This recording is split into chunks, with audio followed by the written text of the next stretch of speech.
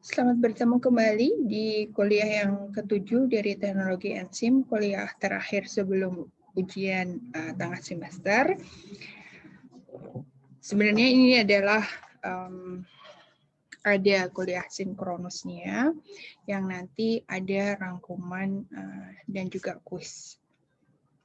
Tapi di sini saya akan memberikan garis-garis besar dari kuliah yang sudah dilakukan.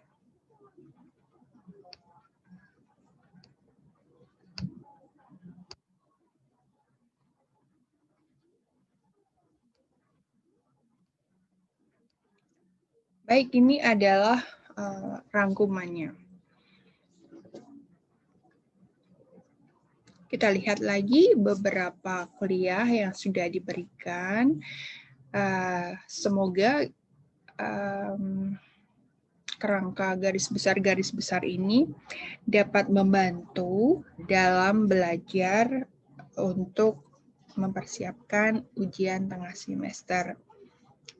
Jadi di kuliah pertama, kedua, kita belajar tentang sejarah enzim. Bagaimana awal mula ditemukan enzim. Kemudian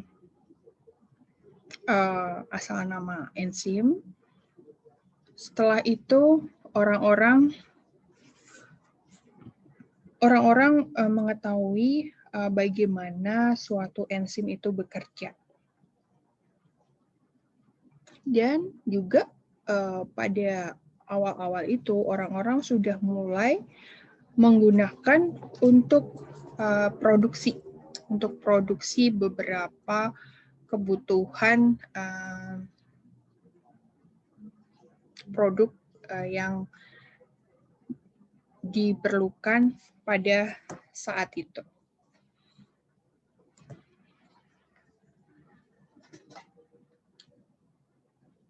Kemudian pada awal-awal di industri enzim juga ditemukan takadiastase yang banyak digunakan untuk industri sirup. Dan juga pada saat itu sudah ditemukan bagaimana membuat sistem dengan menggunakan mesin, yaitu enzimnya. Sudah mulai ada teknik yang memungkinkan enzim itu menjadi mesinnya untuk menghasilkan produk-produk saat itu padahal ya. Nah, setelah itu kita belajar tentang struktur enzim, komponen-komponen enzim umumnya. Ada apoenzim, ada kofaktor, ada koenzim, kemudian macam-macam enzim berdasarkan cara kerjanya, kemudian ada penggolongan-penggolongannya. Di situ akan memudahkan, jadi bagaimana kita memilih enzim untuk dipilih menjadi mesin kita dalam memproduksi sesuatu. Tadi di struktur enzim, keseluruhan struktur kita selalu beri nama holoenzim. Kemudian kita belajar tentang prinsip kerja enzim. Ada lock and key, tentu juga sudah hafal lock and key berarti kunci dan gembok dan anak kuncinya itu harus sesuai. Jadi lekukan-lekukan dalam enzim supaya berikatan dengan substratnya itu sudah sangat spesifik. Jadi kecuali beberapa inhibitor yang mampu menirunya sehingga bisa berkompetisi dengan substrat untuk menempel pada enzim tersebut. Kemudian ada indus-fit. Jadi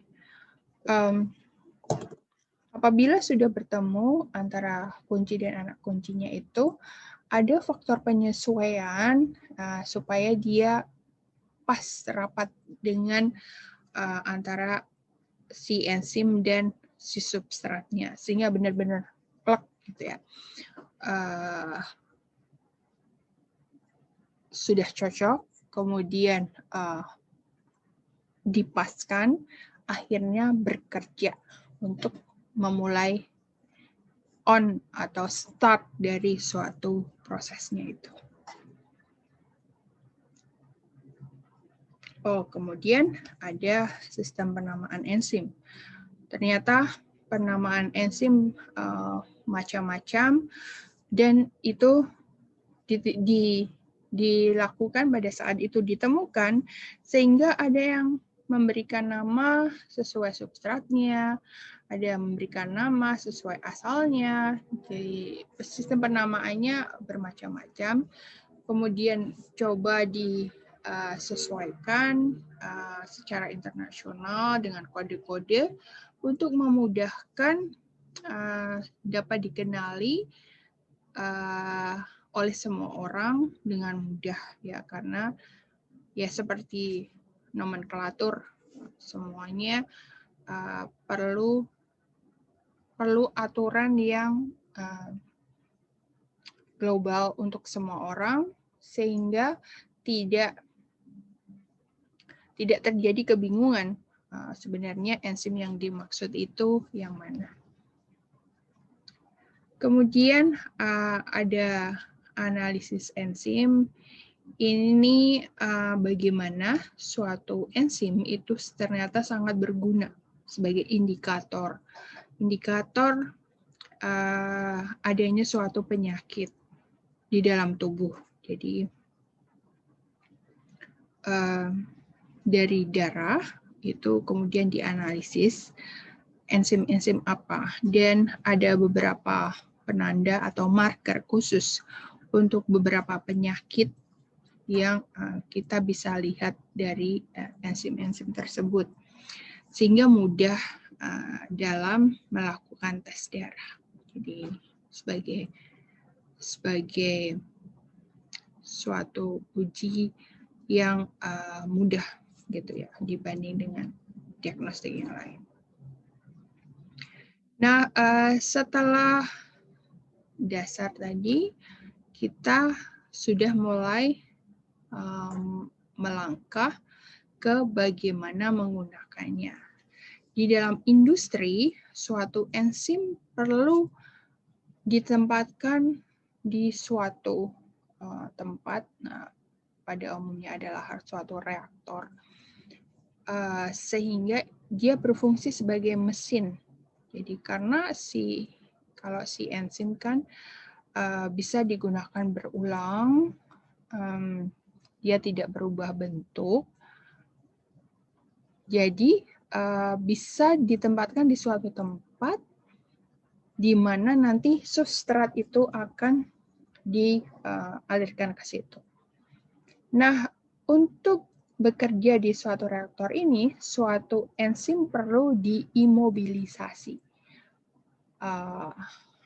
Imobilisasi itu dibuat tetap di suatu tempat ya, karena mobile itu kan bergerak. Kalau imobilisasi dia ditempatkan di suatu tempat yang tidak bergerak, tetapi bisa menangkap substrat, kemudian dihasilkan produk, tapi enzimnya tetap ada di situ. Inilah yang disebut imobilisasi. Nah, untuk imobilisasi ini ada bermacam-macam. Jadi ada entrapment, jadi kayak apa ya? Kalau entrapment, kalau bahasa Indonesianya kan jebakan. Jadi dijebak di dalam suatu tempat tertentu, kemudian nanti ada substrat lewat, kemudian produk dihasilkan, tapi si enzim tetap ada di situ. Kemudian carrier binding itu ada material, si enzim diikatkan di situ dengan berbagai macam jenis ikatan.